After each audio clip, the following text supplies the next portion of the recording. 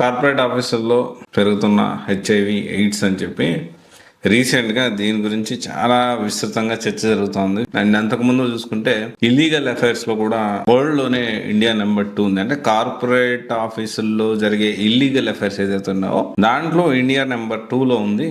వాళ్ళకి ఘనత సాధించామని చెప్పి దీని గురించి కూడా చర్చ జరుగుతుంది. ప్రస్తుతం ఉన్న పరిస్థితుల్లో ఈ ఎయిడ్స్ అనేది పెరగడానికి సో నాట్ ఓన్లీ వాళ్ళు ఫిజికల్ గా కలుస్తున్నారని కాదు, కానీ సో దాంతో పాటు మెయిన్ గా ఇక్కడ ఏం జరుగుతా ఉందంటే సో సిరంజిలు వాడుతున్నారు, డ్రగ్స్ వాడుతున్నారు అనేది చాలా మంది మాట్లాడుతున్న విషయం. కానీ ఇక్కడ అందరూ అర్థం చేసుకోవాల్సిన విషయం ఏంటి అంటే ఇప్పుడు జనరల్గా కూడా ఇండియాలో ఎక్కువగా జాబ్స్ ఉన్నవి, ఎక్కువ శాలరీస్ ఉన్నవి, ఎక్కువ శాలరీస్ తీసుకునేవి, ఎక్కువ న్యూస్లో ఉండేది, ఎక్కువ ఉద్యోగాలు, ఎక్కువ అదర్ థింగ్స్ డిపెండ్ అయ్యేది ఏంటంటే సాఫ్ట్వేర్ మీద వేరే కూడా డిపెండ్ అవుతోంది. ప్రజెంట్ ఉన్న సిచ్యువేషన్ లో అయితే కార్పొరేట్ ఇల్లీగల్ అఫైర్స్ లో అయితే సెకండ్ ప్లేస్ లో ఉంది. హెచ్ఐవి ఈ విధంగా పెరుగుతుంది. దీని గురించి డిస్కషన్ జరుగుతోంది. సో బ్రహ్మంగారి కాలజ్ఞానం ప్రకారం ఇలాగా రోజు రోజుకి పెరిగిపోతా ఉన్నాయి. మళ్ళీ కొత్తగా అంతకంటే ప్రాణాంతకమైన వ్యాధి వచ్చి లేకపోతే ఇంకేదన్నా విపత్తు జరిగితే గానీ మారేటట్లేరు. అలాగుంది సిచ్యువేషన్. మరీ దారుణంగా ఉన్నారు.